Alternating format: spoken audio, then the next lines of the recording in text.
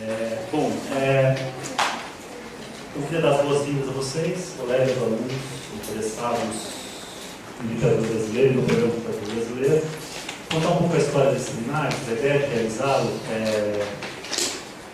foi a decisão de realizá-lo foi tomada no ano passado, em outubro, entre os colegas de literatura brasileira, especialmente aqueles que fazem parte da comissão, coordenadora do programa, o professor Ivan Marques, o professor Eliane Roberto Moraes, o professor Hildo Rosibal, o professor Ricardo Carvalho, e a nós se juntou o professor Augusto Massi, que também se entusiasmou com a ideia de um seminário do programa. E o objetivo era justamente fazer uma coisa muito simples, juntar, reunir, agregar, o que em geral fica muito disperso. Os alunos entram no programa de pós-graduação, têm contato com seus orientadores, com alguns colegas, mas tudo um pouco solto, digamos assim. E a ideia era um pouco ter um evento, principalmente voltado para aqueles ingressantes, para eles entenderem onde eles estão chegando. O que é o programa de pós-graduação, como ele funciona, quem são os professores, que tipo de trabalho se desenvolve no âmbito do programa, para que as pessoas se sintam também pertencendo a alguma coisa que eu acho que é sempre duro, doloroso e importante. Então, o objetivo primeiro era esse. E a resposta foi incrível, foi imediata, surpreendente. Tivemos muito mais trabalhos inscritos do que podíamos comportar numa semana de programação, são 5 tardes de programação. A gente conseguiu acumular 24 trabalhos de mestrado e doutorado, e as inscrições também. Foi uma hora que a gente parou as inscrições porque não tínhamos sala na lei que se comportasse no número de inscritos. Então, realmente foi assim, muito feliz, apesar de não poder acolher todo mundo, mas a gente vai aprendendo. O programa de pós-graduação em literatura brasileira tem 45 anos, foi criado em 70, um dos primeiros programas de pós-graduação do país, seguramente um dos primeiros na área de letras. E até hoje eu tenho notícia, é a primeira vez que a gente organiza um evento deste porte, com apresentação de trabalhos de alunos e professores, e também reunindo professores convidados. Então, nessa semana são 24 alunos que trarão notícias de seus trabalhos em andamento. Esses 24 alunos representam um quarto dos alunos do programa. Temos todos alunos inscritos, tirando aqueles que estão entrando, os que estão saindo, é uma parcela significativa dos trabalhos efetivamente em andamento do programa. E também temos praticamente todos os professores permanentes do programa participando de alguma maneira do seminário, direto ou indiretamente, seja apresentando conferências, seja mediando mesas de alunos, apresentando conferencistas, e também por meio dos seus orientandos que estão apresentando o trabalho. Organizar um seminário como este, hoje, nesta universidade, é uma espécie de trabalho de resistência, diante do que vem se tornando a pós-graduação, como uma espécie de gincana sem fim, de preenchimento de relatórios, formulários, em que as prioridades parecem ser extras, preencher planilhas, relatórios e fazer malabarismos para atender as demandas mais diversas, encontrar jeitos de custear os projetos dos alunos e professores.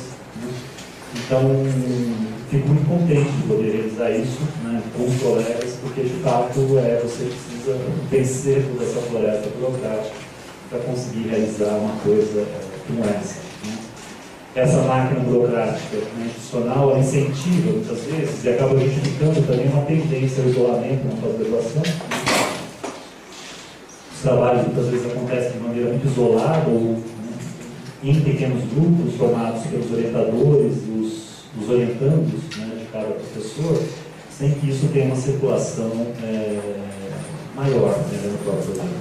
Então a ideia do seminário é justamente enfrentar e tentar transformar um pouco esse estado de coisas, que faz com que a gente perca a noção de conjunto, de trabalho coletivo, de algo que parece fundamental para esse tipo de trabalho que a gente realiza, que é trocar informação, trocar ideia, reconhecer o trabalho do outro e estabelecer uma prática de diálogo permanente. Então, acho que é uma oportunidade única para a gente conhecer melhor, né? Para nos conhecermos uns aos outros, uma ideia mais clara que está sendo estudada e pensada no âmbito do programa, e também para criar um espaço público, né? Em que diferenças, divergências e também convergências apareçam, né? Entre os trabalhos que a gente realiza. Em que essas coisas possam se explicitar em diálogo franco, aberto,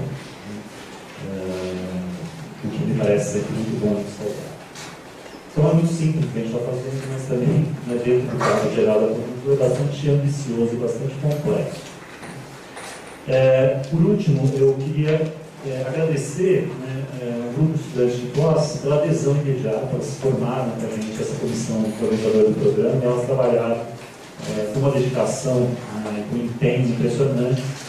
A Betina Leme, a Elizabeth Ferraz Sanches, a Manuela Mink, a Gabriela Mantuca Ferreira, a Flávia Barreto Correia e a Larissa Riga, que queria muito agradecer. E também dizer aos alunos que chegam agora, e aqueles que já estão no programa, né, que, a exemplo dessas colegas que tomaram a peito para ajudar na realização desse seminário, né, que participem, né, sugiram e proponham coisas para o programa de pós-graduação. Nós temos aqui 15 programas de pós-graduação na Faculdade de Letras.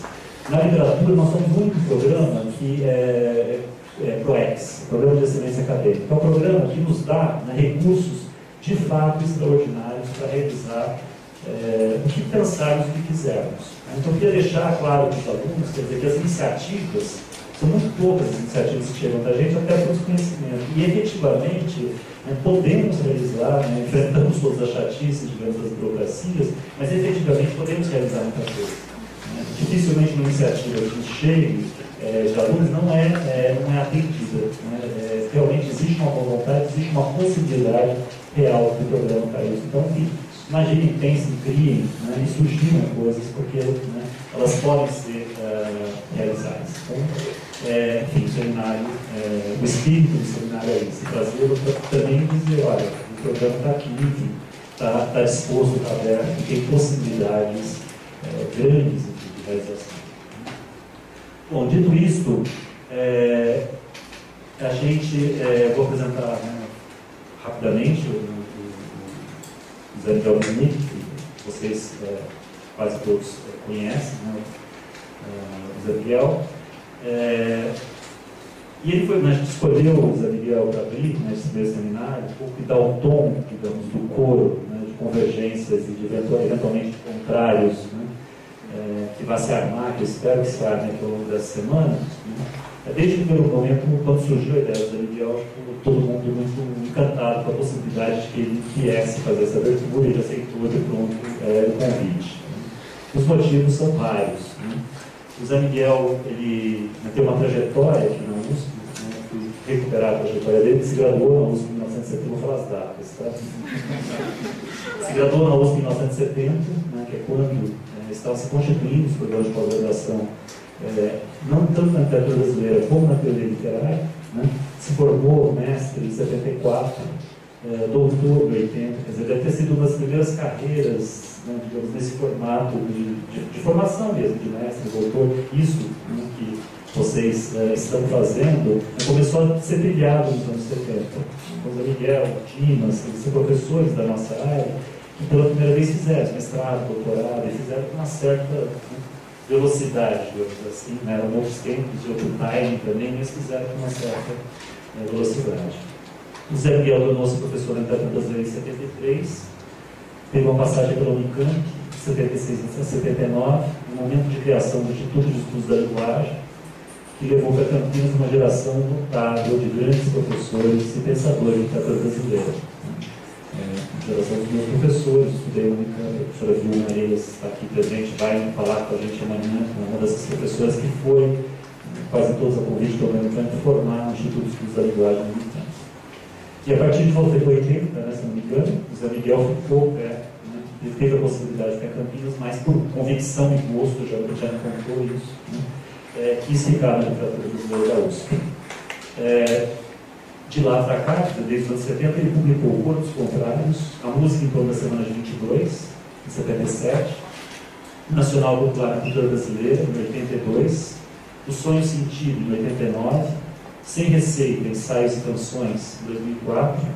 Veneno Remédio, Futebol Brasil, em 2008. Machado Machixe, o caso Pestana, que é, na verdade, um artigo, né, que saiu do Sem Receita, um artigo incrível, né, sobre Machado de Assis, com um olhar que só o Zé Miguel, com a edição musical que ele tem, poderia desentranhar o texto do Machado. Machado Machixe, o caso Pestana, foi publicado como um livro à parte, em 2008, pela Publifolha. Ou seja, né, o Zé Miguel manteve uma coerência extraordinária nos seus estudos sobre as relações entre música, entre a canção e a literatura, né, e viu tudo acontecer. Né, apesar de ter visto tudo, né, e ver tudo, às vezes sempre muito duro, guarda, ao meu ver, um enorme entusiasmo, um frescor, né, muito grande, e uma visão muito positiva, né, me parece, sobre a universidade e também sobre o programa e a área que trata o brasileiro. Mas esses são alguns motivos. O Zé Miguel, nesse tempo todo, manteve uma fidelidade grande na música, gravou discos, compôs músicas para filmes, peças teatrais, espetáculos de dança. E eu tenho a impressão de que o Zé Miguel, apesar de nunca ter, né, se distanciado por muito tempo da USP, né, abriu para nós, que viemos depois dele, outras possibilidades de se estar na universidade, né, ao mesmo tempo que o Zé Miguel sempre teve me parece muito atento a tudo que está acontecendo, mas nunca se deixou consumir pela instituição. Teve um centro do movimento, participou de vários grupos, mas buscou sempre um caminho pessoal, intransferível, para lembrar um cancionista, escritor, Torquato Neto, que deve ser sempre lembrado. O Zé Miguel se aposentou há alguns anos e vinha se distanciando da pós-graduação. E aí daí que este convite, né, para que ele abra este primeiro seminário, se deve, obviamente, a toda a trajetória do Zé Miguel, as qualidades, as credenciais, mas é um pretexto para dizer, e tenho certeza que eu falo muito de nós na literatura brasileira, que a gente tem saudade, que a gente gosta muito quando você está mais perto da gente. Então é isso.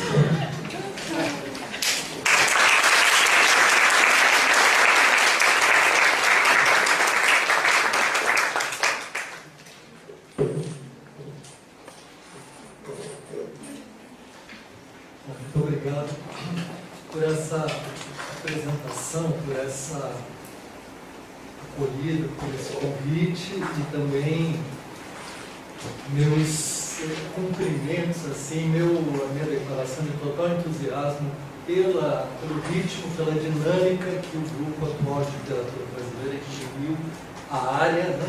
Como disse o Hélio, eu vejo a nossa área de literatura brasileira, participo dela há muito tempo, e a criação, a possibilidade de um espaço para diálogos, os eventos, os seminários que têm sido feitos, temáticos, e agora, nesse momento, um evento que busca justamente reconhecer o espaço da área de uma população que tem um trabalho, né? Certamente somos mais de uma centena de pessoas trabalhando com literatura brasileira, e o fato de que essa atividade merece, não é, reconhecer o lugar que está e poder saber quais são as linhas de trabalho, quais são as pesquisas, tudo isso, quais são as diferenças, e isto se tornar alguma coisa qualificada conceitualmente, não simplesmente uma obscura sensação de diferenças mal formuladas e às vezes degradadas por isso mesmo. Então, eu acho muito valioso o que vem acontecendo e recebo com muita alegria esse convite. Devo fazer uma confissão que eu fiz outro dia quando vim no curso da Ilute que ia aqui, dizendo que às vezes eu sonho com a sala 102, entendeu? Eu estou dando uma aula na sala 102, então no mínimo um desejo que pudesse de vez em quando ser contemplado. Bom, e o tema de que eu vou falar é uma característica singular, mas que pode ser considerada mesmo inusitada na vida cultural brasileira, no que diz respeito às relações entre música e literatura.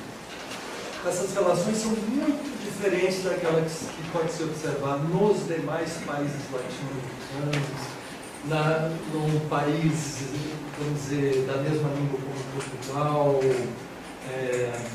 nos países africanos, na Europa, nos Estados Unidos se vê em algum momento algo assim, mas com características muito diferentes daquilo que se passa no Brasil. Que a gente pode constatar simplesmente por essa observação, que às vezes é tão natural e passa tão óbvia que não paramos para pensar sobre ela. Aquele que é reconhecido como, talvez,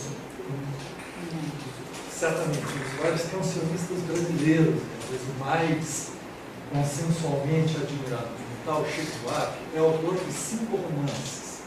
Não são romances ocasionais, não são obras de diletantismo ou de vamos dizer assim, como se diz, um capricho de um músico que se pôs a escrever romances. Esses romances têm sido reconhecidos inclusive pelo fato de terem se tornado objeto de estudo acadêmico e pela melhor crítica como romances importantes na cena literária brasileira contemporânea. Esse espaço, de certo modo, foi aberto por Vinícius de Moraes, que é um poeta que se consagrou no campo literário nos anos 40, mas no final dos 50 também migrou, transitou para a canção e se tornou mundialmente conhecido como parceiro do Tom Jobim e compondo aquelas canções que se tornaram, neste período no mundo, aquelas mais executadas e ouvidas no mundo inteiro, coisa que continua acontecendo depois de 50 ou 60 anos depois que foram compostas. Sendo que fazem isso sem atender a um comercialismo vulgar qualquer. Então, uma inusitada combinação de qualidade com uma irradiação, vamos dizer, nacional e internacional, que só é superada no seu período e na época em que isso se ficou pelos Beatles. Só os Beatles eram mais ouvidos no mundo do que Tom Jobim e Vinícius de Moraes. E Tom Jobim vai dizer, mas eles são 4. Porque, em suma, já era uma maneira humorada de algum modo, comentar isso. Se a gente pensar que Tom Jobim queria ser Villa-Lobos, de certo modo. Pagou alguns discos do próprio bolso para fazer arranjos sinfônicos. Tinha Villa-Lobos como seu exemplo, ou seja, um compositor, o grande compositor da música brasileira, era referência desse compositor de música popular, autor de Samba de Nova Só e do Chega de Saudade. Então, o Vinícius de Moraes, de certo modo, abriu esse trânsito para uma geração que depois faz com que a gente reconheça muitos escritores cancionistas, ou vice-versa, como quiserem, porque justamente transitam. Então, Jorge Maltner faz isso há muito tempo, mas Cacaso, que acabou de ser citado aqui pelo Hélio, Torquato Neto, Cacaso, que escreveu ensaios críticos, poemas e canções que fizeram sucesso em suas parcerias com Djavan, com Tom Jobim, com Suri Costa, Antônio Cícero, autor de 2 densos livros de filosofia, 3 importantes livros de poesia, e autor de uma série de hits que vocês conhecem na voz de Lúcio Santos ou Marina. O que é extraordinário que alguém transite, não é que faça apenas pela literatura e canção. Da filosofia ao sucesso de massas, num arco, digamos assim, desnorteante. Arnaldo Antunes, não precisamos falar muito sobre isso, com uma personalidade importantíssima na cena, vamos dizer, da poesia, da performance, da canção. Paulo Leminski ensaiou por ali, Alice Ruiz, Caetano Veloso é autor do livro Verdade Tropical, além do outro, Mundo Machado, que são ensaios sobre Verdade Tropical. Eu vou comentar depois, adiante, para pedir foi no início do culto. Então, o que acontece com essa figura? Que nos romances de Lima Barreto aparecia com essa ambivalência de ser uma espécie de sedutor, capaz de galvanizar, a capacidade de sedução, e de uma presença quase que invasiva no campo da vida pública do Brasil. Essa do cancionista já vem desde tempos, a gente vê isso no Instituto de Quaresma, especialmente na televisão. Uma figura ambivalente, que pode ser ao mesmo tempo um aproveitador, mas ao mesmo tempo visto como esse arrasa-quarteirões da sedução musical. Então isso não deixa, esse traço não deixa de atravessar esse período, mas ganhando ao longo desse tempo uma complexidade muito grande, que é a que eu queria rastrear através de alguns momentos importantes, ou algumas passagens, alguns saltos, em que se deu essa aproximação da música com a literatura, que envolve a relação do erudito com o popular, do oral com o escrito, e que, vamos dizer assim, veio, talvez, constituindo um campo que fez com que o século XX fosse chamado, no estatístico, nosso colega aqui tem estudo isso, o século da canção, por uma certa espécie de centralidade irradiante que a canção ganhou na vida cultural brasileira. Mas ela é inseparável, a meu ver, das suas relações, às vezes explícitas e implícitas, com a literatura. Para isso, eu vou remeter a alguns poucos, especialmente o conto de Machado de Assis sobre o compositor de polcas, que quer se notabilizar como compositor de música erudita, que é o conto Um Homem Sério, que foi objeto desse texto Machado Machicha, no qual eu tratei desse assunto e ao qual o Hélio se referiu. O compositor se chama Pestana e ele é autor de polcas de grande sucesso no Rio de Janeiro, no período que está entre os anos 1870 e 1880, quando foi publicado pela primeira vez no jornal, a Gazeta de Notícias, em 1888. Curiosamente, um mês depois da abolição da escravatura, não deixa de ser um comentário cifrado, de algum modo, sobre a mestiçagem cultural e, de certo modo, sobre os destinos desta cultura híbrida, e como eu tratei lá nesse texto, talvez um dos poucos textos confessionais cifrados de Machado de Assis sobre a condição do mundo. Dito isso, sem dizer uma palavra explícita sobre isso, como aliás acontece na obra inteira com Machado. Mas o que interessa aqui é isso. Esse compositor de polcas de sucesso, no começo do conto, ele abandona, deixa o sarau da Viúva Camargo, onde ele é, vamos dizer, idolatrado, e se sente muito mal ali, e atravessa algumas ruas do Rio de Janeiro. Diz que ele vai em direção à Cidade Nova, que já está no berço da música popular urbana do Brasil. E no caminho ele vê sinais do seu sucesso por toda parte. Né? Numa janela aberta, tem quem esteja tocando num clarinete, uma das suas polcas, e já está dançando, ou seja, uma arrasta-pé aqui, é outro que passa cantando ali, o outro, e dois que vem assobiando de rijo, né? Numa das suas polcas, ele foge de tudo aquilo e corre para casa. Lá ele fecha aliviado, livre desse mundo que o angustia, e ele tem um piano no qual estão abertas, como num altar, as sonatas de Beethoven.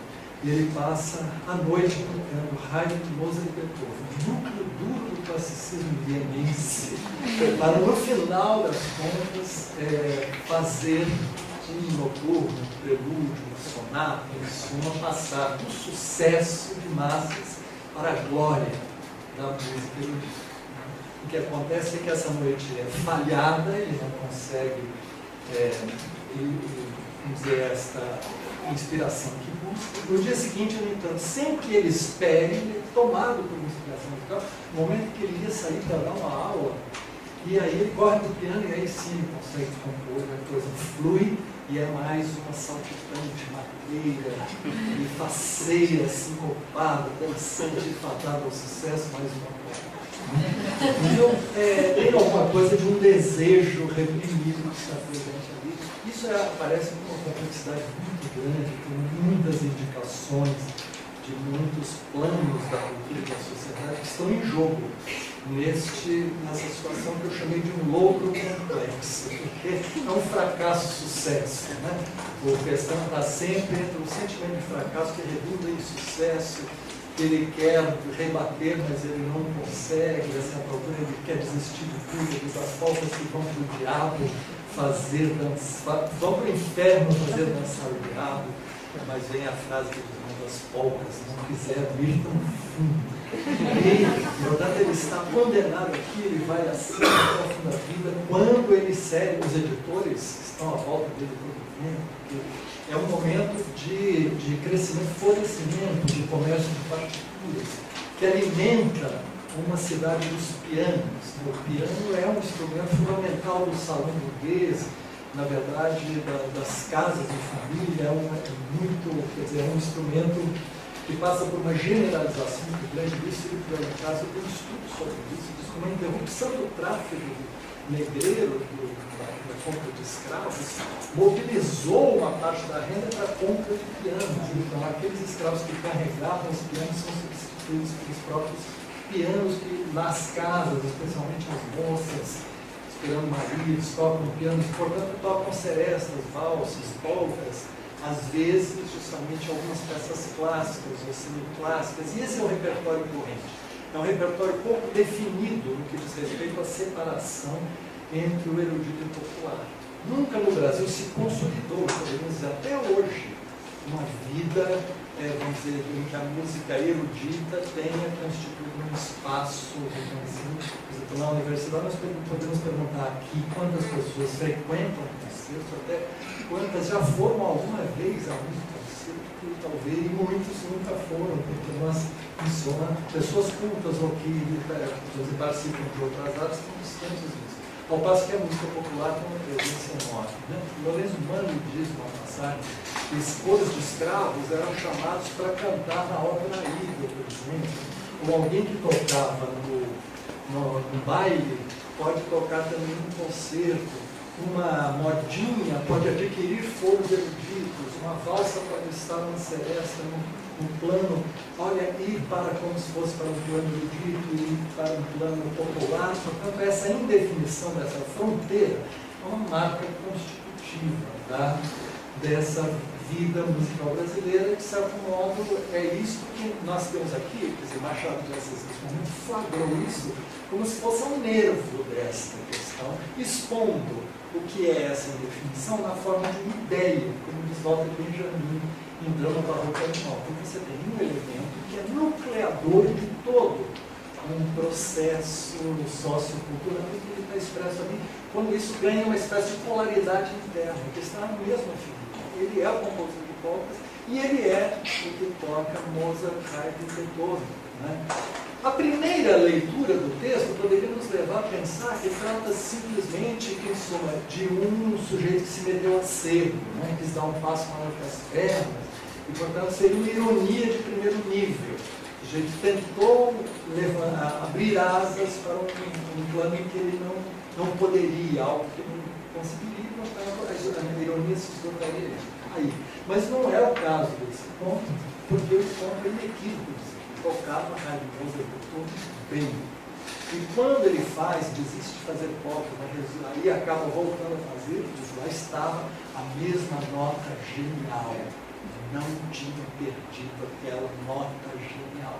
Ou seja, ele é um músico de alta qualidade que faz ao mesmo tempo um sucesso que o angustia e ele justamente não sabe o que fazer com isso, e justamente seus padrões estéticos não descrevem aquilo que é a natureza de um desejo, de uma verdade, que teima em voltar. Acho que nesse ponto essa verdade está ligada ao iludivismo. As polcas a que Machado se refere já são, a essa altura, polcas amachichadas. Ou seja, elas não são simplesmente o gênero musical dançante que chegou da Europa em 1840, quando ganhou o mundo. Né? Na altura de 1870 para 1880, já tínhamos décadas de aclimatação e apropriação que essas polcas eram tocadas por pioneiros, né?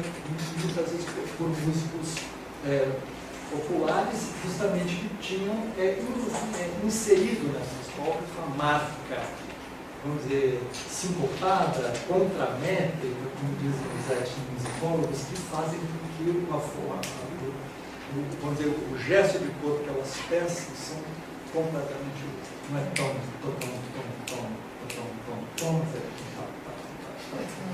isso é uma diferença crucial, né? Em música, meio tom ou meio tempo desloca a estrutura completamente, e é justamente o que acontecia ali. E quando o Machado diz que ele, no sarau, ele passa a tocar as polcas, imediatamente ele usa os verbos saracotear, remiar, todos aqueles que indicam uma mudança de um jeito de cor, que corresponde historicamente a esse período contemporâneo de Ernesto Nazaré, que pode-se dizer que é um correspondente ao personagem Pestana, no sentido de que no texto ali, Machado Machixe, eu sugeri que o Machado tirou essa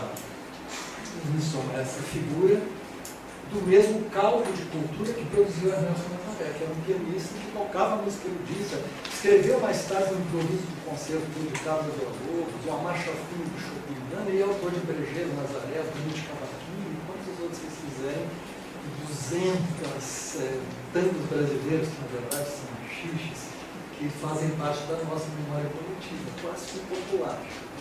Então, essa figura, ela está ali, Machado de Assis vai ao mesmo irônico, como de costume, dessa irresolução.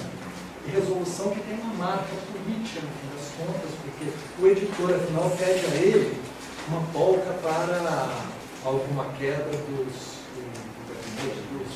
conservadores. Depois ele diz assim, e a última coisa que ele diz, Pestana, eu vou deixar duas provas, uma para os conservadores e outra para os liberais. Como se, portanto, a vida política brasileira fosse uma permanente polca dos conservadores, dos liberais, que afinal de contas não avançam se elas se girassem sempre nessa mesma dança. Isso acaba virando a estrutura de uma dança como Isaú Jacó, que tem uma base musical, porque Flora é a namorada irresolvida do Pedro e Paulo, o monarquista e o republicano, e isso na passagem da monarquia da República, onde aí, enquanto ela toca uma valsa do absoluto, curiosamente, ele faz ela tocar no piano, as notas, a chave das notas.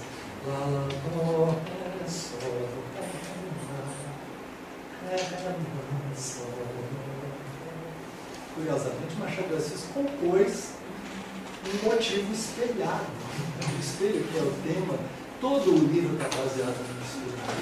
As notas que ele põe ali são notas que giram em torno de um motivo que é apresentado no seu verso e no seu diverso.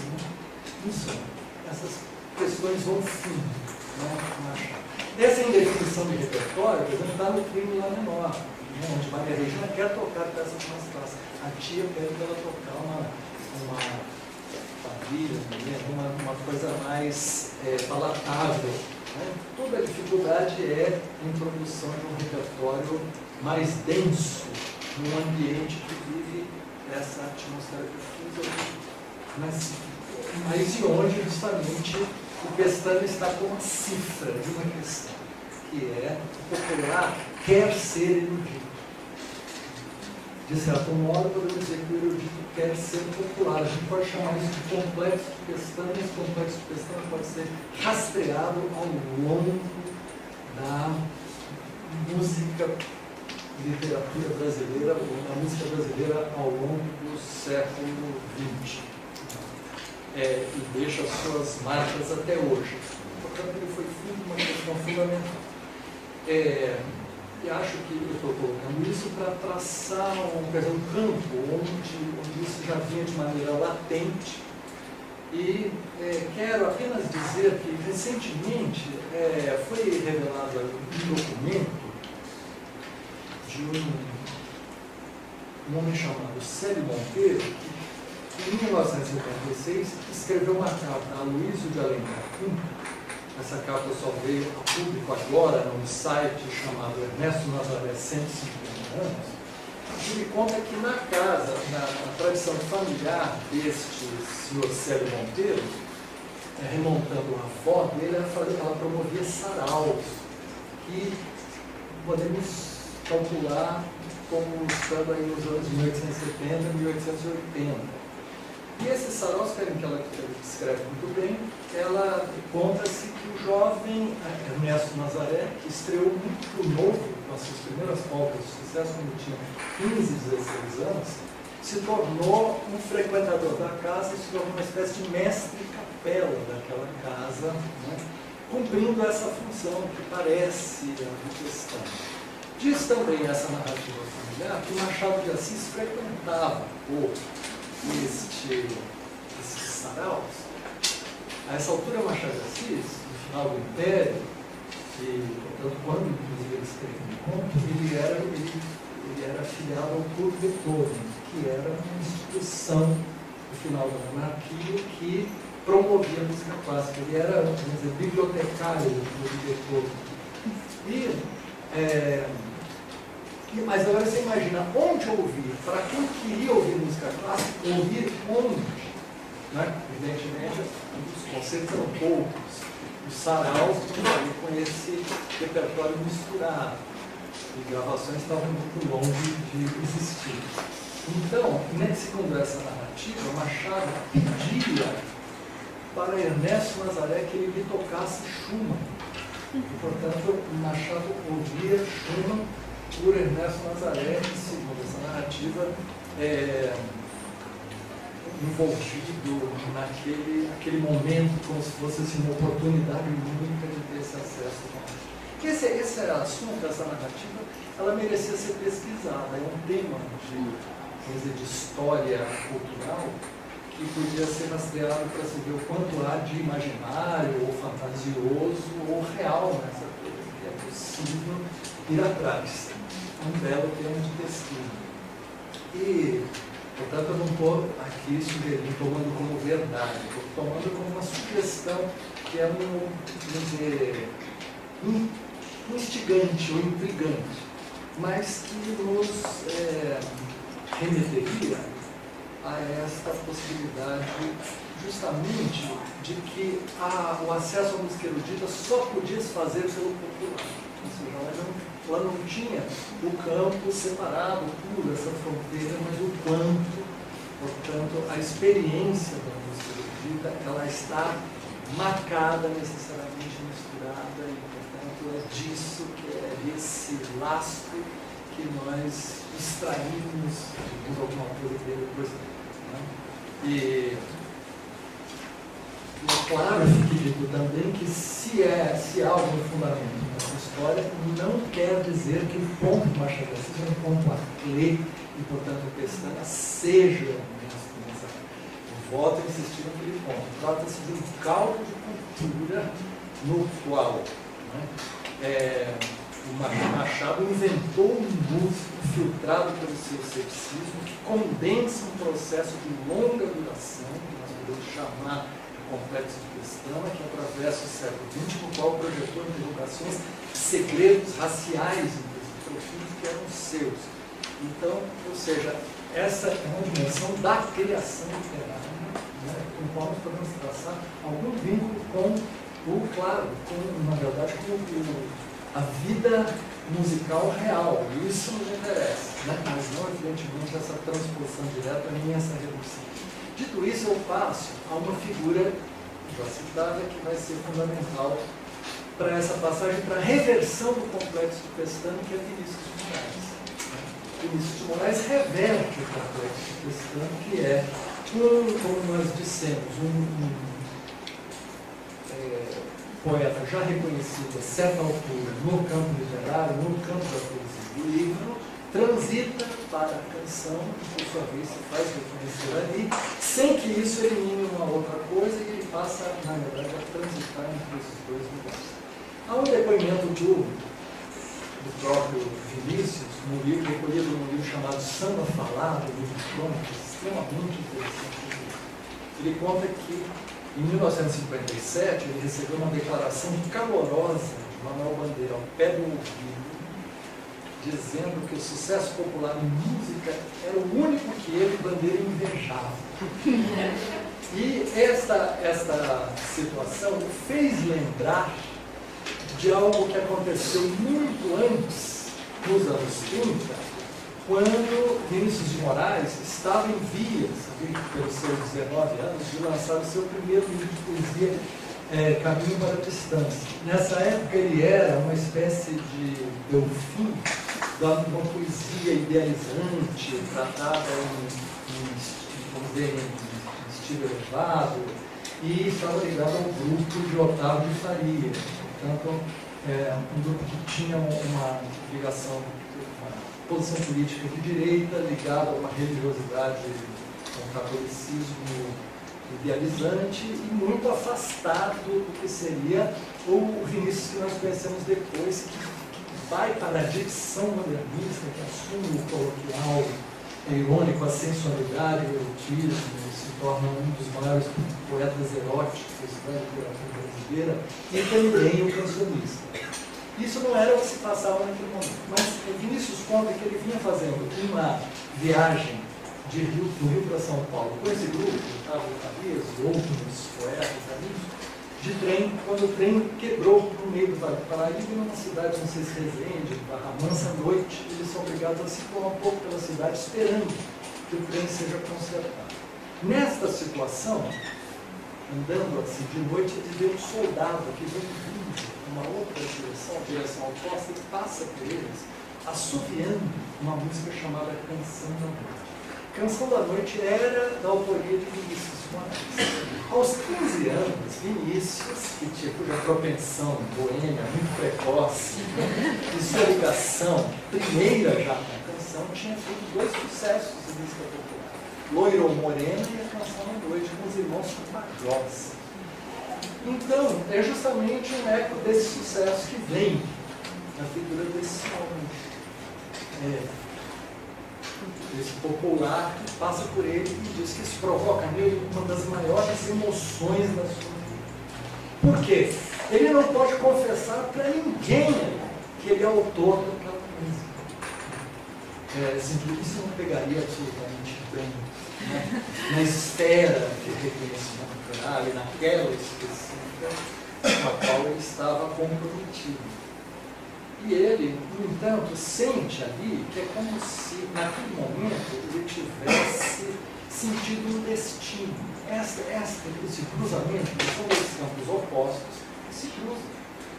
E há um elo secreto entre aquele homem do povo, aquela canção auxiliada, e ele. E só ele sabe disso. Cabe a ele, né, destrinchar esse nó. E o que vai acontecer com o Vinícius de Moraes, a meu ver, é justamente o desatar desse nó, que é ali o lugar onde o complexo de Pestana é um trauma, ou seja, uma verdade que não pode ser confessada. Verdade já complexa no próprio Ernesto Nazaré, que, como eu disse, é também um músico de altíssima qualidade. Os tangos brasileiros são tangos de quem tocou o carro bem temperado, de quem tocou Chopin, né? E que depois se tornaram ao mesmo tempo esse sucesso que nós conhecemos, mas foi tocado por pianistas clássicos, como Arthur Moreira Lis, está no repertório de concerto, né? E isso foi motivo de litígio nas décadas de 20, 30 e 40, cada vez menos, quando Nepomuceno no Rio de Janeiro, o Mário de Andrade em São Paulo, fizeram recitais com o Ernesto Nazaré, precedidas das 2 conferências de Mário que estão em busca do ciúme, justamente apresentando as qualidades e se perguntando sobre o enigma de Ernesto Nazaré. Por que o compositor mais complexo entre todos aqueles do seu gênero e do seu período é o mais popular? Ou seja, essa é uma pergunta que incide sobre essa linha da música popular brasileira, essa junção de qualidade com quantidade, né? Enigmática. O nosso colega aqui, pesquisador da área, fez até o doutorado sobre esse tema, Ernesto Nazaré, o enigma do homem célebre, né? Justamente fazendo uma espécie de biografia musical de Nazaré, mas é pautada por esta pergunta. Mas, o que nós vemos aqui é que essa cena é quase que a repetição literal de uma cena de um homem célebre. Como eu tinha dito para vocês, né, no conto aparece isso.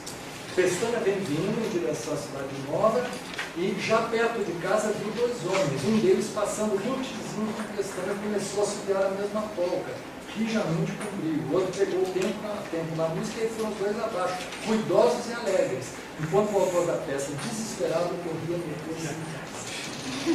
Ou seja, esta situação é mesmo uma ideia nuclear. Veja, essa rua, este cruzamento, essa oposição, e esse encontro é uma questão que está em jogo, né? É um problema, e ao mesmo tempo é uma espécie de solução, né? Que está latente, porque no Nazaré, afinal, é o problema e é a solução, né? E os machiches dele é que são as peças clássicas, não o improviso ou a marcha fundo. Muito bem. E isso nós podemos dizer do Pestana, desse modo. A ironia é esta. Agora, a situação do Pestana é diferente da de Vinícius, se a gente fizesse o contraponto, né? Porque a oposição é a mesma, mas invertida. O personagem machadiano quer saltar do popular ao erudito e não suporta o retorno de sua verdade recalcada.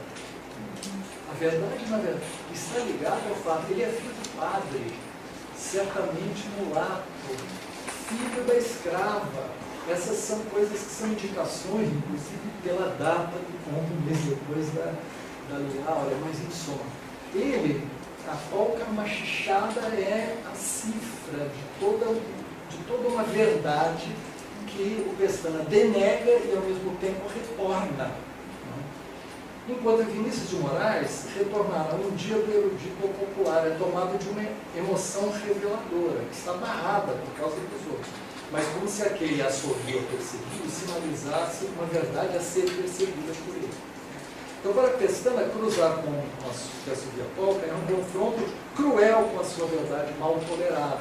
Para Vinícius, é um encontro auspicioso com seu segredo mais acalentado, embora guardado ainda. E é este Zenor que depois se desata em Vinícius nos seguintes passos. Nos anos 40, ele fez uma viagem pelo Nordeste, onde conheceu, ao mesmo tempo, a pobreza, a miséria, o que fez com que ele passasse do espectro da direita para a esquerda, quer dizer, há uma virada ideológica em Vinícius, ao mesmo tempo o desejo de fazer um balé popular, negro, que ele sente na Bahia, onde a cultura popular ganhasse uma dimensão, uma evidência e um protagonismo. É neste período que ele, ouvindo antes de um carnaval no Rio de Janeiro, ele está lendo o mito de Orfeu e ele escuta os ensaios da escola de samba junto do Morro do Cavalão.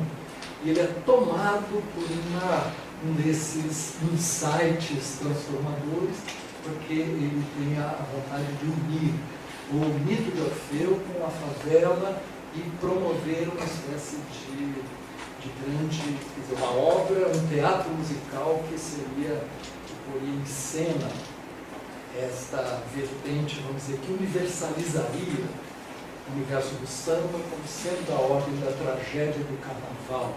Ao mesmo tempo, onde o cantor, o poeta cantor, né, como o deus Orfeu, é a figura central. Esta figura também seria um negro, né, coisa que depois,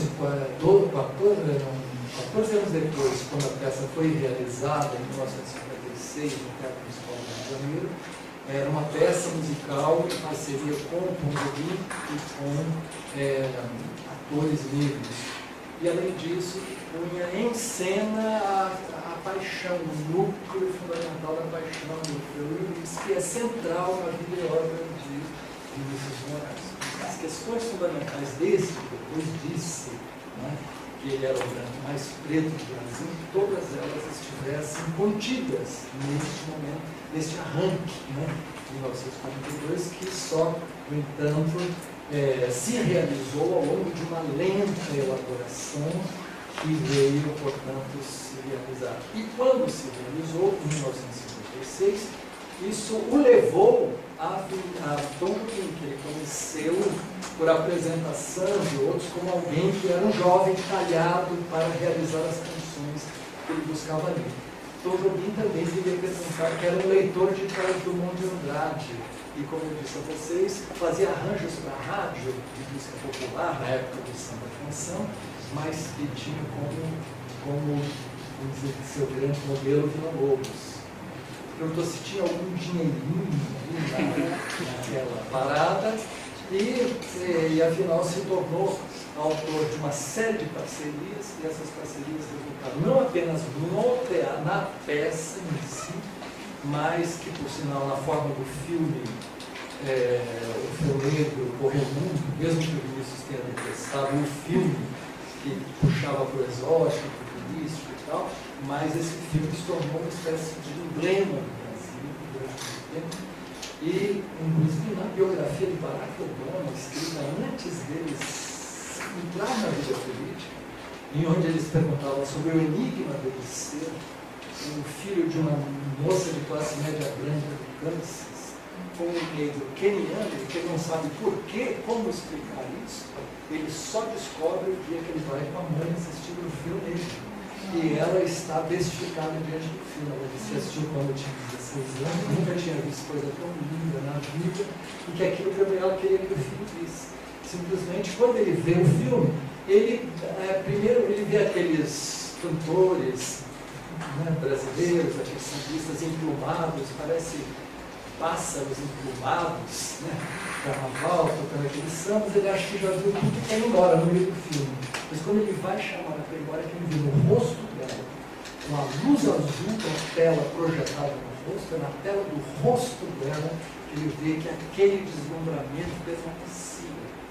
E que aquela sensualidade, aquela sociabilidade, aquela musicalidade era tudo que uma moça de classe média do Kansas não tinha, nem nunca teria na vida inteira. Razão pela qual ela se casou com um negro que se parece com o ator do Orfeu Negro. Então, isso ele não diz, né? Mas assim, quando eu estava tendo aquele insight do Vinícius de Moraes, em 42, eu sabia que ia ter dois fatos de importância fundamental comigo: a bossa nova e o primeiro presidente americano. Mas, em suma, tudo isso faz parte deste complexo, quer dizer, muitas coisas estão envolvidas nesta história em relação aos grandes enigmas e questões e problemas de um país escravista e mestiço, com ênfase na conjunção, que eu acho que é o que complica a interpretação do Brasil. Não vai escravista e mestiço, mas escravista e mestiço, mas isso não é aqui, é o caso de estender. Mas é isso que leva justamente quando o Orfeu Negro desatou aquele nó de 1942, que essas canções tiveram sucesso e se tornaram, o Vinícius se tornou cancionista e logo depois ele compôs Chega de Saudade, quando ele recebeu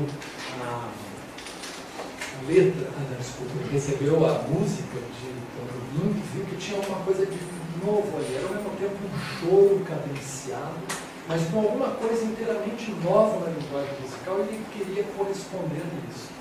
Nós podemos dizer que nós temos aí, na verdade, o ponto-chave desse momento de conversão do poeta no letrista.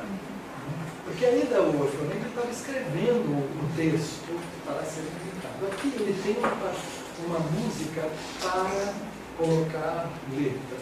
E aqui nós temos justamente uma questão muito importante no que diz respeito às relações entre poesia escrita e poesia cantada. Não são a mesma coisa. A gente não deve tratar como sendo disputá-las aqui, porque qual é melhor. Então a poesia cantada não merece um estatuto de respeito crítico ao lado da poesia escrita, esta sim. Elas, na verdade, não têm as mesmas prioridades. Embora uma poesia, muitos poemas pedem, às vezes, música e vira canção. E muitas vezes uma letra de canção pode ser lida como um magnífico poema né? Mas não é esse o fundamental. O fundamental é, como diz o Statino, nosso colega que desenvolveu ao longo dos anos toda a original teoria semiótica sobre relações entre música e palavra na canção. E onde a chave é a intuação. A intuação, essa é a chave da melodia da canção brasileira. Ou seja, a fala já tem música. Quando a gente fala, a gente entoa. E a intuação já são, vamos dizer, modulações melódicas que não se estabilizam, não se codificam em escalas, mas que estão lá insinuadas. E a competência do cancionista, que às vezes só sabe tocar uma caixa de fósforo, mas é altamente competente nesta, vamos dizer, compatibilização da palavra com a intuação melódica da canção. Então, muitas vezes, justamente um músico, com todos os recursos harmônicos, sinfônicos, etc., não é capaz de fazer uma canção neste sentido, ou seja, de encontrar a compatibilidade intuativa.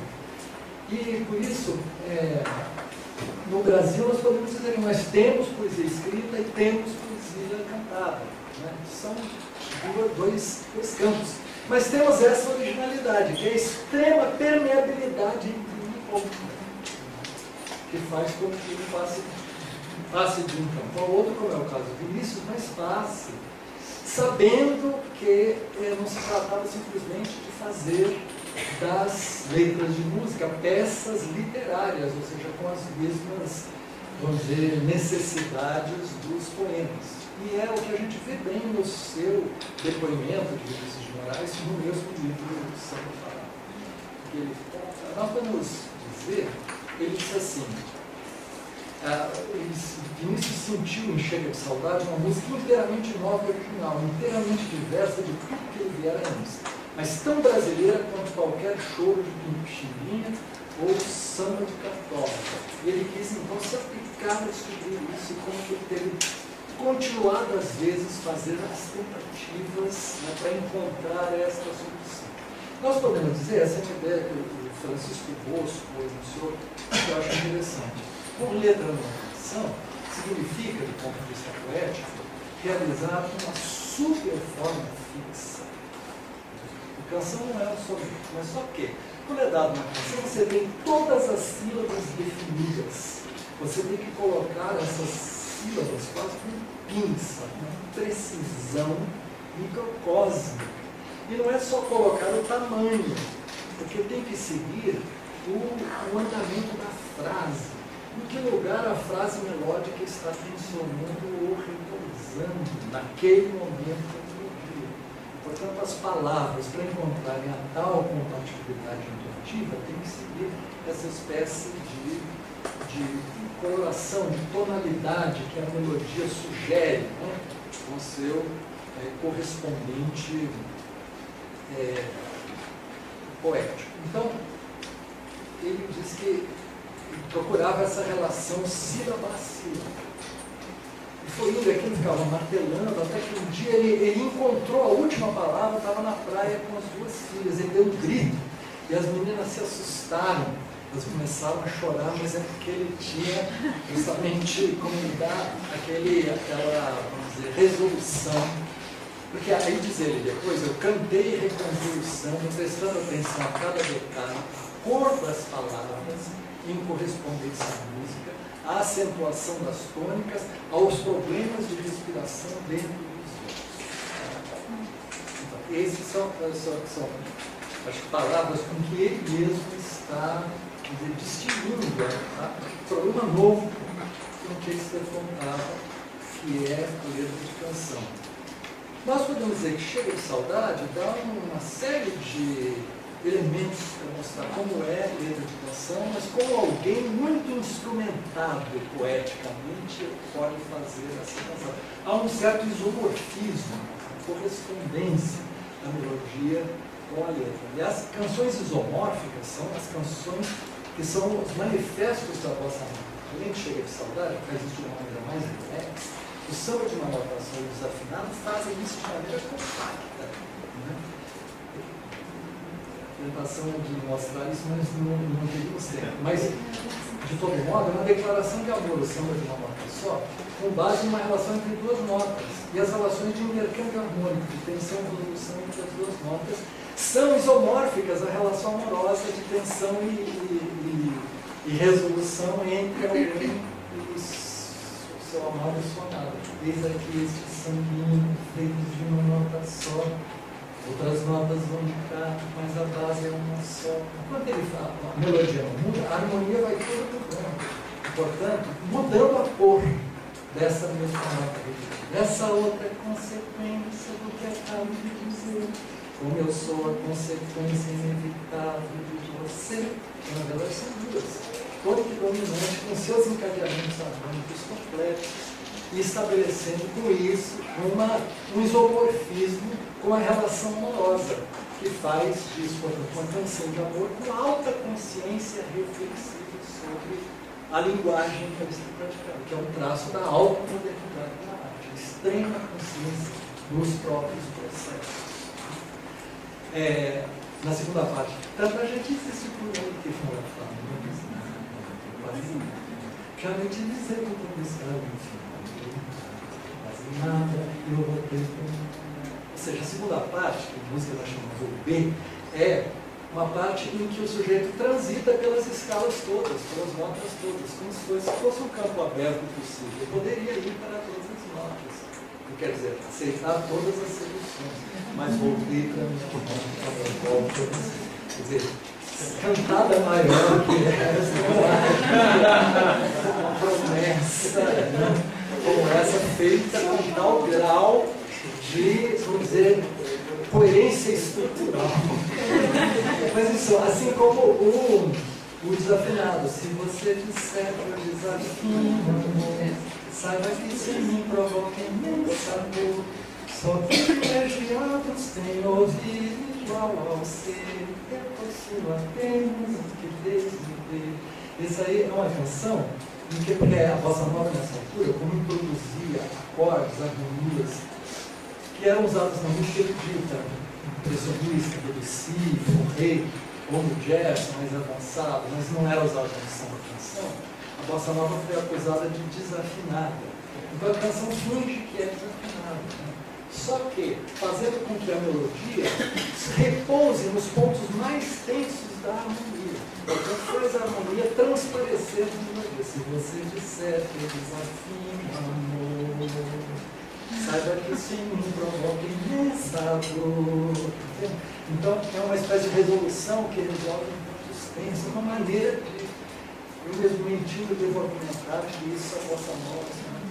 É o mesmo jogo de cor que eu não devia te dizer, mas essa luz para a gente comover. O sujeito finge que é desafinado, mas está introduzindo justamente uma nova densidade de tensões internas. Essas duas músicas manifestas são em torno de um livro manifesto.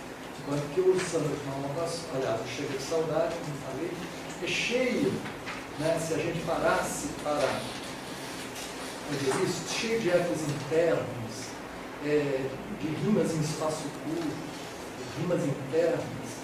Diz a ela que sem ela, diz-lhe uma prece que ela regressa, chega, diz, salta na realidade, que sem ela, que não sai de mim, não sai de mim, não sai. Né? Ou seja, há toda uma poética da repetição que se faz através dessa insistência, da obsessão, né? De alguma coisa que caminha, converge para esses braços dentro dos braços. Né? Se ela voltar, que coisa linda, que coisa louca, dentro dos meus braços, abraços, colado assim, calado assim, beijinhos, carinhos, tem todo um negócio de cada som chama o outro, e eles ficam justamente se atraindo, pequenas células, né? Que afinal de contas, elas vão desembocar na paronomásia fusional de tudo que é peixinhos e beijinhos. Pois há menos peixinhos, nada mais do que os beijinhos que eu dou. Esse é o combo de uma coisa desta, em suma, doçura irônica, coloquial da bossa nova, mas dessa, afinal, junção de beijinhos com peixinhos, portanto, que a metáfora é paronomásia e é uma espécie de zoomorfismo sonoro, que nos lembra aquilo que é curioso. George Agamben, no livro A Palavra e o Fantasma na Cultura Ocidental, um livro lindo, Stance, essa palavra e o fantasma na cultura ocidental, a certa altura diz que na Idade Média um poeta se refere ao som da poesia como o gozo da língua entrelaçada no beijo. A língua entrelaçada no beijo é uma espécie de realização desse desejo fusional do som musical da palavra na poesia. Né? E é isso que está acontecendo afinal, na canção Chega de Saudade, que nos permite dizer que esta linha da canção que se criou no Brasil é uma espécie de Gaia Ciência brasileira. Vamos usar essa expressão. Gaia Ciência é uma expressão usada no século XIV, ligada ao cancioneiro catalão, para se referir justamente Gaia Ciência, Gaia Saber, o saber alegre. O saber alegre é o saber fazer, é a ciência de fazer a palavra com a música, da poesia cantada. Que Nietzsche, como ele chamava de Gaia Ciência, desejava para a filosofia, a leveza profunda da Gaia Ciência, que é o que a gente tem no Chega de Saudade. Bom, dito isso, ainda para completar esse momento bossa nova, que resultou desse encontro de Lício Moraes com o Tom Jobim, é interessante dizer que depois Tom Jobim enveredou por uma poesia, por uma canção mais ecológica, mais ligada à natureza, aos ambientes, muito alimentada pela leitura de Guimarães Rosa. Então, Drummond e Guimarães Rosa são referências fundamentais para a canção de Tom Jobim. Por isso eu quero dizer que a essa altura a Bossa Nova criou uma geração que depois é chamada de MPB, ou MPB universitária, na verdade, que são músicos de classe média, que se afirmaram num ambiente que veio desde a Bossa Nova e continuou pelos festivais, que tinha como centro a universidade. A universidade foi o grande brotadouro da canção popular deste período. Esses compositores saíam das universidades. Geralmente entravam e saíam.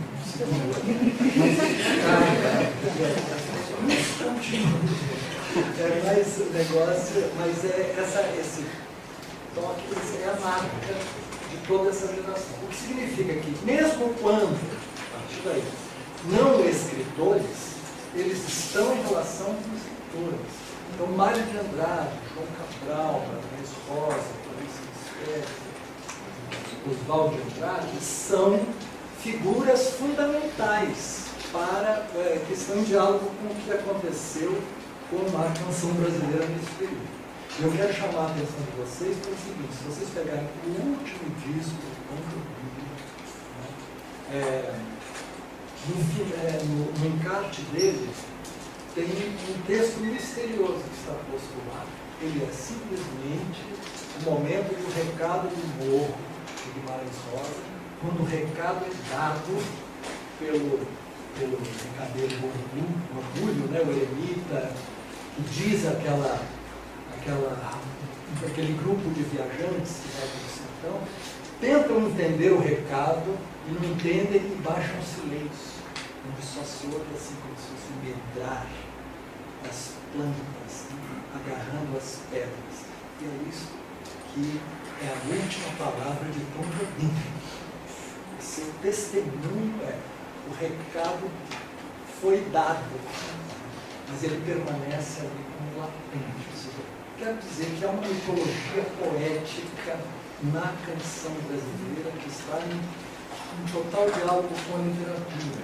E que a canção, por sua vez, tem um regime de funcionamento que lembra o recado. Porque nessa época era muito comum que um compositor faz uma música, outro, de certo modo, repete esse, faz uma que cita aquela, né? E Por exemplo, o Chico Buarque fez a canção para o filme Dona Flor e seus dois maridos. O que será que será? Pouco depois, a mesma Sônia Braga participou do filme A Dama da Lotação. Quem faz a música agora é Caetano Veloso. Uma outra música também sobre o enigma de desejo. Como será? A gente coloca o lugar certo de colocar o desejo. Então, é como se essas canções fossem se batendo, se correspondendo com uma espécie de rede de recados da canção, que ao mesmo tempo corresponde a uma espécie de desígnio da cultura brasileira moderna, que é promover algo como uma busca, um desejo de uma aliança de classes, que é franquear a distância entre o intelectual letrado e o do povo, a cultura oral popular. Isso é fundamental na obra de Mário de Andrade, fundamental, mesmo que de maneira partida, em Graciliano Ramos, é fundamental em Guimarães Rosa, é fundamental no cinema novo, é fundamental na canção popular. Aqui, na Bossa Nova, naquela que se desdobra a partir da Bossa Nova, chamada de MPB, na Tropicália, que talvez seja a última instância desse grande projeto que acabou com a ditadura, mas que consiste nesse desígnio, que na música tem um lugar especial, porque a música é talvez um lugar em que a cultura popular tem uma afirmação autônoma de altíssima qualidade. Quer dizer, a Bossa Nova permitiu com que Clementina de Jesus, Cartola, Nelson Cavaquinho fossem descobertos.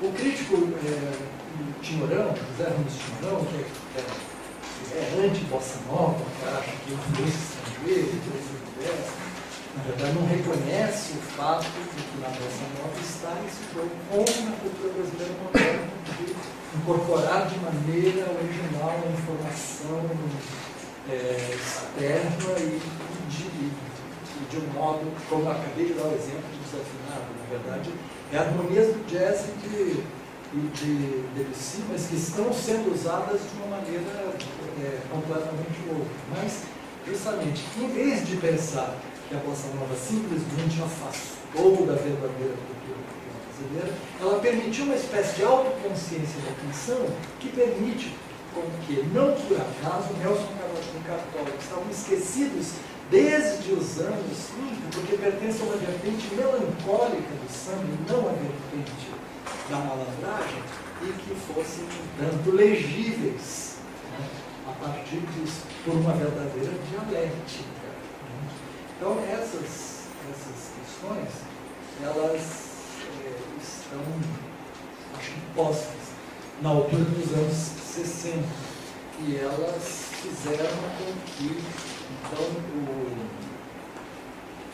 a canção ocupasse esse lugar, essa importância, ao mesmo tempo atraente, irradiadora e reflexiva, de que estávamos falando. A gente pode dizer que a música popular, a canção popular no Brasil, ela tem relação com a cultura do povo, aquela cultura, quer dizer, não letrada, anônima, coletiva, mas ao mesmo tempo com a música popular urbana, feita já no contexto dos meios de massa, do rádio. Luiz Gonzaga, por exemplo, fez uma passagem fundamental das músicas do Nordeste, o estado dessa música do povo, para os meios de massa e para, vamos dizer, a canção como mercadoria de massa. Dorival Caymmi também fez isso com as canções praeiras da família. Né? O próprio samba é uma longa história dessa relação que vai produzindo certos saltos, vai produzindo a linguagem, né, poético-musical que nós conhecemos. Então ela tem vínculos com a música popular rural, não coletiva, mas com a música popular urbana.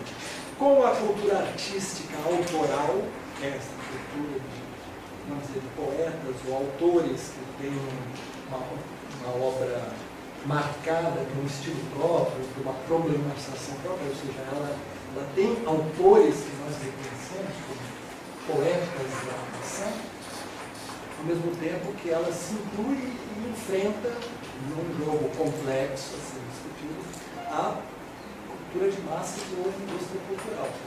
Né? Está, portanto, ligado a tudo isso. Isso que eu falei de propósito, os 4 níveis que Alfredo Bose apresenta como sendo os campos em que se dá a cultura no Brasil.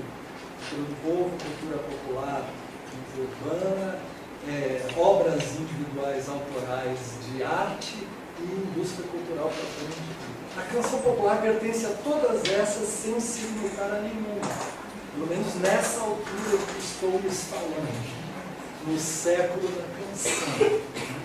Porque, em suma, ela tem esse substrato popular rural, mas ela é urbana, está no mercado da cidade. Deixa-se penetrar pela poesia pública, mas não segue a lógica evolutiva da cultura literária e nem se filia a seus padrões de filtragem.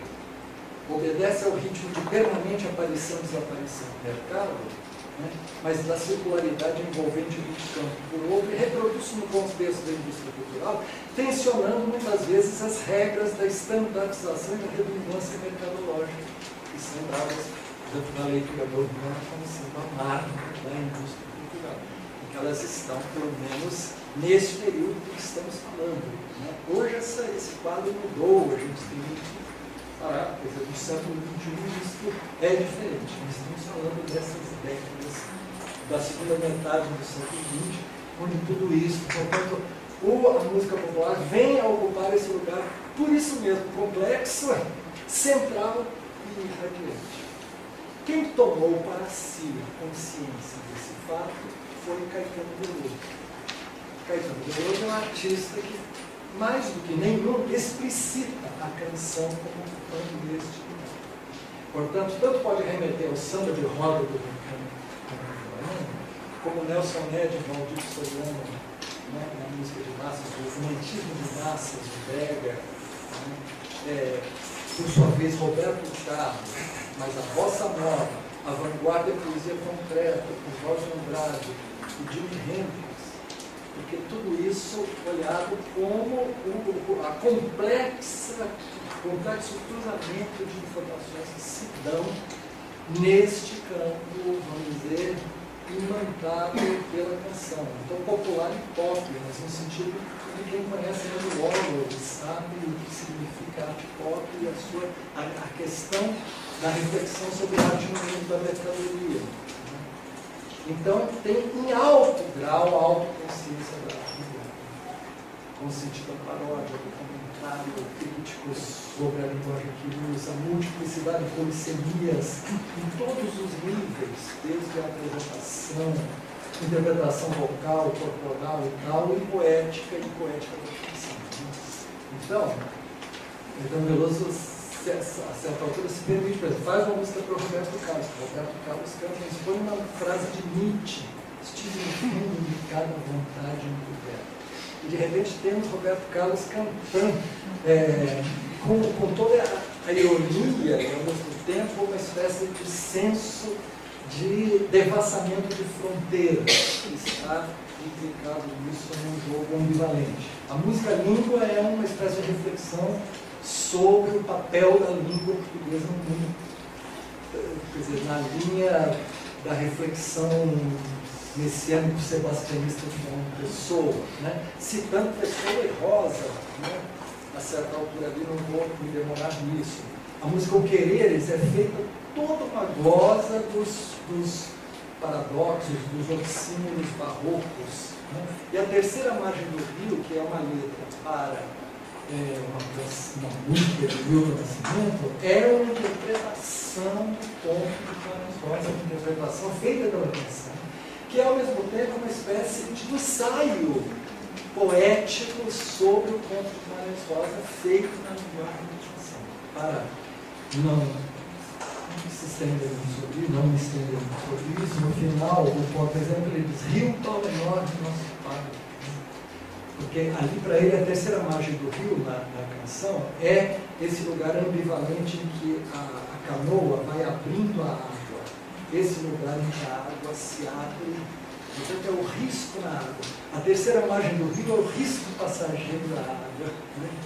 Ao mesmo tempo que diz e silencia é vida e morte. Então tem um poema cantado seguindo aqueles ditames da superforma fixa, mas levando isso a uma interpretação de Guimarães Rosa que termina com esse verso: Rio Pau Enorme, nosso pai, que é uma referência à última página de Grande Sertão Veredas, onde se Reobaldo diz justamente que o rio São Francisco justamente se ergue como um pau enorme. Então, essa relação da água com a canoa, do pau escavado, da água do vazio cheio, tudo isso serve nessa espécie de visão fálica, assim, nesse totem, mas uma referência interna à própria obra do escritor. Em que outra tradição da canção pop no mundo você vê um compositor de música popular fazendo tal interpretação de vertical do maior escritor? Então, tudo isso que estou dizendo diz respeito a essa imbricação profunda, muitas vezes secreta, da canção com a literatura. E olha, se vocês pegarem o disco de Caetano Veloso chamado Circulador, seja em vinil, seja em CD, e olharem na contracapa, tem uma frase enigmática atravessando de um verso ao outro aquele quadrado do disco, e a frase é a seguinte: mas as polcas não quiseram vir para o fundo.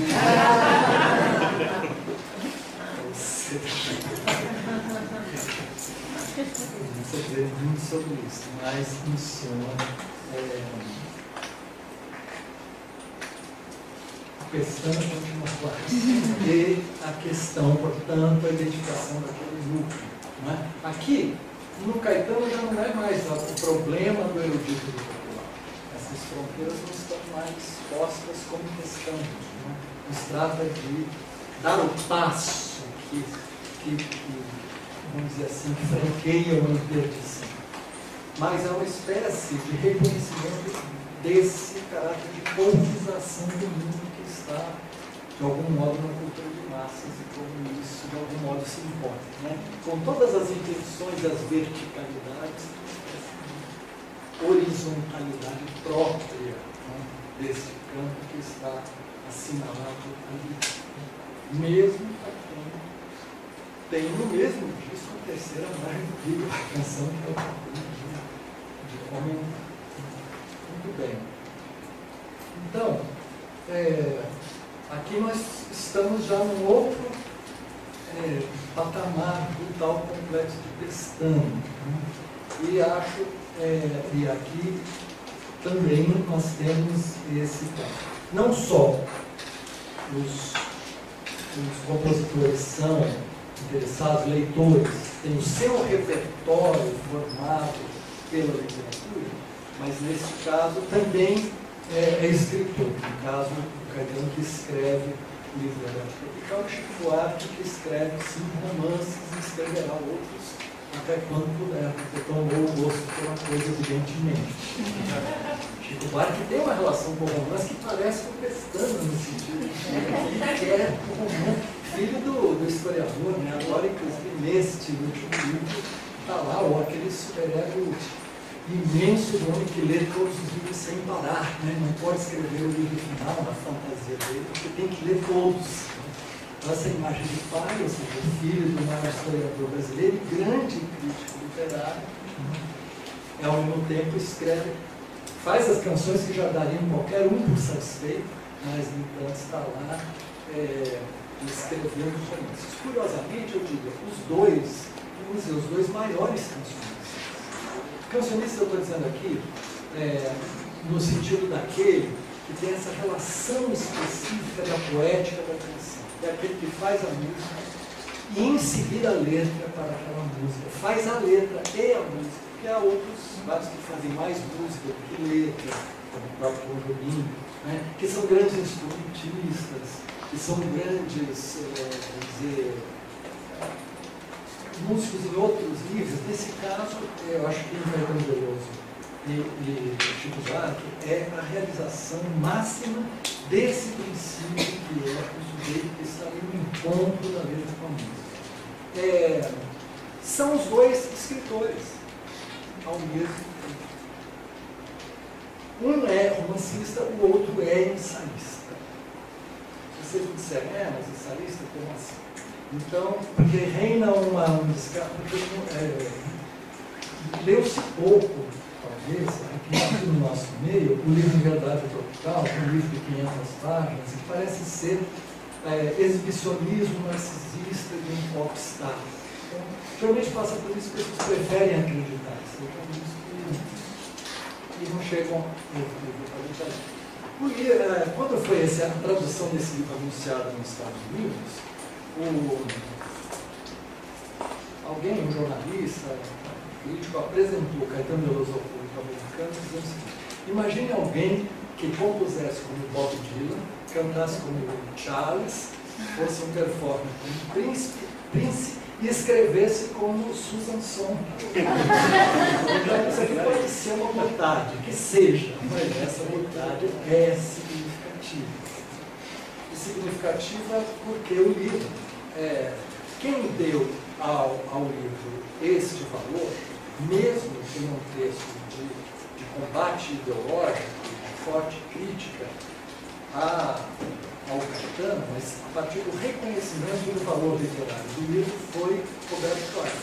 Eu quero frisar alguns aspectos das observações iniciais do Roberto, porque elas são fundamentais para corroborar isso que eu estava dizendo aqui. Na segunda página, o Roberto diz o seguinte, sobre Verdade Tropical: a intimidade inteligente com a oficina da canção popular, incluídas aí as realidades do show business, coloca o livro em boa posição ao lado de alguns congêneres literários ilustres, como o Itinerário de Passagem de Bandeira e o Observador no Escritório de Drummond, ou as Memórias de Oswald de Andrade de Pedro Nava. Aqui não tem aquela bobagem de jornalista que mal lê o livro e prefere. Essa é uma observação importante, né? E ele segue caracterizando esse lugar do livro, diz: a conjunção do uso popular intelectual de envergadura não deixa de ser uma novidade. O que nos interessa é o que estamos falando. Conjunção de uma coisa com outra, intelectual de envergadura com o uso popular. Novidade porque é justamente a afirmação de um estado de coisas que o Roberto diz aqui, emancipação intelectual da música popular brasileira, como novidade, porque ela é, como eu disse, reflexiva e saturada de reflexão estética e social e muito fortemente desconvencionalizada. Adiante lá no texto, quero chamar a atenção, porque estamos no curso de pós-graduação, isso interessa muito quando inclusive, a gente lê o Roberto, porque o Roberto fala da passagem que o Caetano Veloso comenta João Gilberto, e ele diz: essas páginas, isso aqui está no texto de Roberto, entre as páginas 70 e 73, que ele caracteriza o método de leitura do Caetano lendo João Gilberto. E ele diz: isso é o método dialético. Quem quiser, feito, diz ele, por um adversário. É um adversário do método dialético, em grande parte por não entendimento dele, a meu ver. Mas, de todo modo, é inequívoco isso. Ele, se alguém quiser saber o que é o método dialético, vá àquelas 32 linhas de verdade tropical, onde ele dá um verdadeiro olé dialético, através de uma longa frase que vai situando a bossa nova sob seus vários prismas paradoxais, dizendo como caracteriza a frase dialética: o mesmo sujeito admite verbos que aparentemente incompatíveis, mas são todos, afinal, compreendidos como um processo. Então, nesse sentido, pelo menos naquele aspecto que estamos querendo afirmar aqui, constituiu-se um lugar. Esse livro, portanto, não é de brincadeira em relação à problematização e a formulação de questões complexas, que é, afinal, o desígnio da crítica. É um depoimento ensaístico, pessoal, escrito na primeira pessoa, que é outra coisa, diferente do texto crítico, do texto universitário. Eu sempre gosto de lembrar uma frase de Roland Barthes, acho que na abertura de Ensaios Críticos, que diz assim: o crítico é aquele que não pode pronunciar a palavra eu, e por isso é obrigado aos infindáveis circunlóquios próprios daquele que tem bloqueado um signo. Ou seja, e esse é o novo problema. No diálogo do texto do Roberto com o do Caetano, eu vejo uma questão que envolve isso. O Roberto faz esse texto, talvez, sobre o Ministério do Caetano, seja o mais confessional do Roberto, porque é um depoimento sobre o tempo, sobre a ditadura e sobre o modo como se sai ou não se sai da ditadura. E talvez em nenhum lugar ele fez isso de maneira tão envolvida, mas através desse outro que diz eu, que me parece que diz de mais eu. Mas acho eu que, de certo modo, ele diz de menos eu por um traço próprio do gênero que está praticando. Por isso tudo aqui foi dito com muito mais deslongamentos no nosso do seminário que a área realizou no final do ano passado sobre o golpe de 64, o Roberto estava presente, e podemos naquela altura falar sobre isso. Agora aqui não é o momento, de tratar esse envolvimento. O que nós queremos dizer nessa altura, que quando nós temos aqui um nó onde fica, vamos dizer, caracterizado o fato de como as relações entre literatura e música popular foram fundo na música brasileira, neste lugar do cancionista e escritor, certo? Bom, então não vou nem esboçar qualquer outro comentário maior sobre isso, espero escrever sobre isso, acho importante, e importante que essa questão, eu acho muito esse embate entre Roberto Schwartz e Caetano Veloso, nós temos que ver como um embate emblemático de um longo período da vida brasileira, porque os dois são figuras fundamentais da vida brasileira das últimas décadas. Quando eu digo assim, no sentido de que são incontornáveis. Ambos têm seguidores e ambos têm detratores. No entanto, mesmo quem se opõe a Roberto Schwartz e a Caetano Veloso não pode desconhecê-los a rigor se for enfrentar o estado de coisas da vida cultural no Brasil nesses últimos tempos. Então, e isso é importante justamente que a gente, portanto, entenda o que está em jogo. Essa é uma questão importante. O que está em jogo nesse debate, nesse debate, e que isso não seja tratado de uma maneira a fla-flu, como tem sido feito no fla-flu, sem regras e sem graça, que tem muitas vezes estado presente na vida brasileira em todos os tipos. Essa é uma questão a ser tratada com o devido cuidado. Não podia deixar de falar, ainda no final, algumas palavras sobre Chico Buarque.